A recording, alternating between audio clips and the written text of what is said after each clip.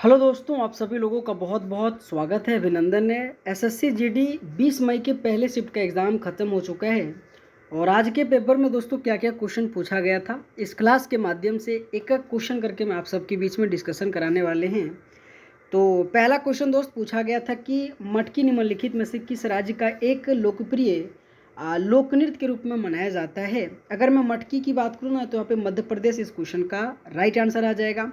और एक क्वेश्चन दोस्तों आपके पेपर में हर एक शिफ्ट में लोक नृत्य से पूछा जा रहा है, तो ज़रूर ध्यान रख के जाइएगा, ठीक है। लेकिन यहाँ पे कुछ इंपॉर्टेंट आपके लिए दोस्तों मैं आपको रिवीजन कराऊंगा, ठीक है।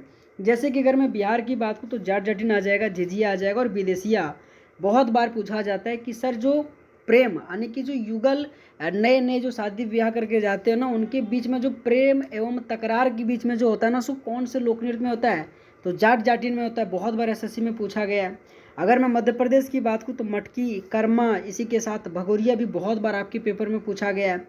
असम की बात करूँ तो बिहू, बगरुम्बा, इसी के साथ भोरताल।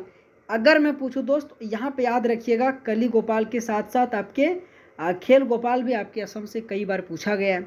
अगर मैं राजस्थान की बात करूँ, घूमर, कालबेलिया और गैर लोकनृत्य जो कि आपके राजस्थान से संबंधित है और राजस्थान को 2010 में यूनेस्को में भी शामिल किया गया था। तो ये भी दोस्तों क्वेश्चन के अलावा ये छोटे छोटे पॉइंट आप सब लोगों को ध्यान से सुनना है। अगला क्वेश्चन पूछा गया था कि प्रसिद्ध चीनी यात्री हैंसोंग किसके दरबार में आया था। दोस्तों देखो, क्वेश्चन बहुत हार्ड नहीं, बहुत इजी है, ठीक है। तो यहाँ पे याद रखिएगा हर्षवर्धन इस क्वेश्चन का राइट आंसर आ जाएगा, ठीक है। कि प्रसिद्ध चीनी यात्री हैंसोंग किसके दरबार में आया था, तो यहाँ पे हर्षवर्धन आ जाएगा। लेकिन दोस्तों जितने भी दोस्तों जिसके दरबार में कौन कौन सा आया, आइए दोस्तों मैं रिवीजन कराता हूँ। अगर मैं मेगस्थनीज की बात करूँ तो इनके दरबार में जो कि चंद्रगुप्त मौर्य के दरबार में मेगस्थनीज आया था। बिंदुसार के दरबार में आपके डायमेकस आया था। सम्राट अशोक के दरबार में आपके डायनेसियस आया था, ठीक है। अगर मैं चंद्रगुप्त द्वितीय की बात करूँ ना तो इसके दरबार में फाहियान आया था। हर्षवर्धन के दरबार में हैंसोंग आया था। अगर मैं मोहम्मद गजनवी के दरबार में की बात करूँ तो अलबरूनी आ जाएगा। और मोहम्मद बिन तुगलक के समय इबन बतूता आया था। तो ये जो क्वेश्चन के अलावा ये जो दे रहा हूँ ना, अगर दोस्तों आप सबको मज़ा आ रहा हो ना, अगर मैं आप सब लिए दोस्त इतना मेहनत कर रहा हूँ ना, तो आप सबसे रिक्वेस्ट है एक बार चैनल को जरूर सब्सक्राइब कर देना। और दोस्तों वीडियो को लाइक करके लगातार मतलब जब तक आपका एग्ज़ाम ना ख़त्म हो जाए ना, ये क्लास आपके लिए बहुत फ़ायदेमंद करेगा, ठीक है। अगला क्वेश्चन पूछा गया था कि निम्नलिखित में से उधम शब्द का शुद्ध वर्तनी रूप कौन सा है। देखो दोस्तों, हिंदी से बहुत इजी टाइप वाला पूछा जा रहा है, ठीक है। तो यहाँ पे आप सब लोगों को पता ही होगा सर, उधम इस तरीके से लिखा जाता है। तो यहाँ पे ऑप्शन नंबर 20 क्वेश्चन का राइट आंसर आ जाएगा, ओके। अगला क्वेश्चन पूछा गया था कि भारत की जो 5वीं पंचवर्षीय योजना का मुख्य उद्देश्य क्या था। बहुत बहुत बहुत इंपॉर्टेंट क्वेश्चन है। गरीबी हटाओ और आत्मनिर्भरता के बारे में कहा गया था। लेकिन आपके पेपर में कई बार पूछा जाता है कि 20 सूत्री जो कार्यक्रम है ना, सो कौन से पंचवर्षीय योजना का लक्ष्य था, तो वहाँ पे 5वीं पंचवर्षीय योजना का था। और मैं हर एक छात्र से चाहता हूँ जितने भी एसएससी का पेपर देने जा रहे हो, 1 से लेकर 12 तक पंचवर्षीय योजना जरूर पढ़ के जाइएगा। इनका दोस्तों ये भी पढ़ के जाइए कि उनका मुख्य उद्देश्य क्या था और इनका टाइम पीरियड क्या क्या था, उनका लक्ष्य और उनकी प्राप्ति कितना % का था, जो आपके पेपर के लिए इंपॉर्टेंट है मेरे दोस्त, ठीक है। लेकिन यहाँ पे मैं आपको कुछ रिवीजन भी करा देता हूँ ताकि आपके लिए कुछ इंपॉर्टेंट हो सके। अगर मैं दूसरे पंचवर्षीय योजना की बात करूँ 1956 से लेकर 61 के बीच में, जिसमें से भारी उद्योग और औद्योगिकरण के बारे में कहा था। और हमेशा ये भी पूछा जाता है कि सर जो पीसी महालनोबिस मॉडल है ना, सो दूसरे पंचवर्षीय योजना के रूप में जाना जाता है।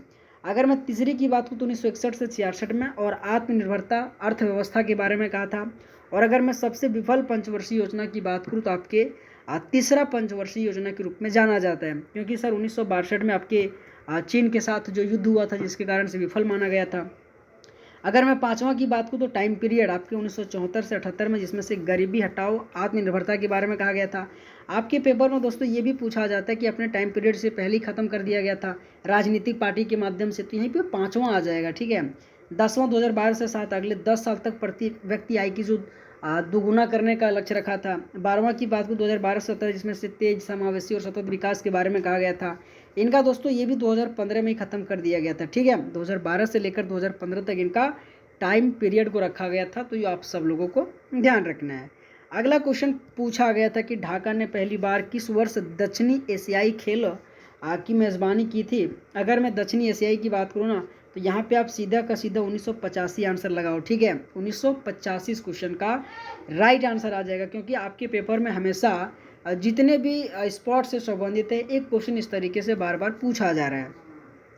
अगला क्वेश्चन ये रहा था कि वर्ष 1926 में निम्नलिखित में से किस महीने में ठीक 5 शुक्रवार था। देखो आपके पेपर में एक क्वेश्चन कैलेंडर से बार बार रिपीट हो रहा है, तो मेरे दोस्त आप सभी लोगों से रिक्वेस्ट है, कैलेंडर अगर नहीं पढ़ के जा रहे हो ना तो एक क्वेश्चन आप छोड़ करके आओगे, ठीक है, क्योंकि कैलेंडर से निकालने वाला हमेशा क्वेश्चन बार बार पूछा जाता है, तो यहाँ पे याद रखिएगा। अगला क्वेश्चन ये रहा कि निम्नलिखित में से कौन सा दर्रा कश्मीर घाट को लद्दाख से जोड़ता है। आपने जोजिला बारे में बहुत ज़्यादा पढ़ा होगा, तो दोस्तों अगर जोजिला पढ़ा था तो जोजिला में ही दोस्तों कश्मीर घाटी को लद्दाख से जोड़ता है, जो आपके पेपर में पूछा गया था। बाकी बात पीर पंजाल दर्रा, इसी के साथ बुर्जुला दर्रा, बनिहाल दर्रा, इनसे भी पॉइंट आपको आपके पेपर के लिए इंपॉर्टेंट है, तो क्या करनी है, ध्यान रखना है, ठीक है। और दोस्तों अगर आप सबको मज़ा आ रहा है तो आप सब के लिए दोस्तों इतना मेहनत लगता है, ठीक है, तो आप सभी लोगों से रिक्वेस्ट है यार एक सब्सक्राइब कर देना, ठीक है, क्योंकि हमारा ये चैनल छोटा है और आप सबके ही सहयोग से दोस्त हमें भी थोड़ा बहुत आगे जाने का मौका मिलेगा, ठीक है। अगला क्वेश्चन, भारत में प्रो कबड्डी लीग की शुरुआत पहली बार किस वर्ष हुआ था। देखो दोस्तों ये प्रो कबड्डी लीग से 2014 से एक बार नहीं कई बार इतिहास में क्वेश्चन पूछ चुका है, ठीक है। आपके एसएससी हो, रेलवे हो, प्रो कबड्डी लीग से सीधे क्वेश्चन उठा पटक देता है। लो यार आंसर करो 2014, आपको पता ही होगा है ना, यहाँ पे 2014 आप आराम से लगाओ, ठीक है। अगला क्वेश्चन ये रहा कि पोंगल का जो त्यौहार है से कितने दिनों तक मनाया जाता है। आपको क्या करनी, बोले सर 4 दिन लगाना है, ठीक है, पोंगल 4 दिन तक।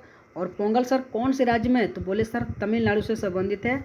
और तमिलनाडु के साथ साथ आपको पुंथुड़ू भी याद रखनी है, आपको थाईपुसम भी याद रखनी है, ठीक है। आपको पुंथुड़ू, थाईपुसम और पोंगल ये 3 एटलीस्ट तमिलनाडु से याद रखिएगा। अगर मैं पुंथुड़ू की बात करूँ तो ये न्यू ईयर के रूप में सेलिब्रेट किया जाता है, ठीक है, ये न्यू ईयर के रूप में सेलिब्रेट किया जाता है, जो आपके पेपर के लिए बहुत इंपॉर्टेंट है। पोंगल के कौन को, भेंगी पोंगल है, अट्टू पोंगल है, इसी के साथ एक और 2 प्रकार के पोंगल है ना। अगला क्वेश्चन ये रहा था कि 2011 जनगणना के अनुसार किस भारतीय राज्य की जनसंख्या घनत्व तो 1102 व्यक्ति प्रति वर्ग किलोमीटर था।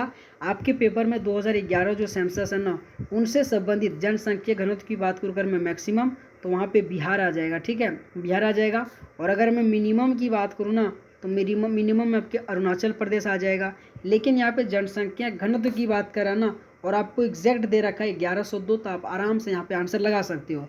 बाकी बात दोस्तों सेंसस 2011 से जितने भी, चाहे लिंगानुपात से संबंधित हो, चाहे आपके साक्षरता से संबंधित हो, चाहे आपकी जनसंख्या से संबंधित हो, आपके दोस्तों शहरी हो, ग्रामीण हो, इनका प्रतिशत हो, बार बार पूछा ही जाता है, ठीक है।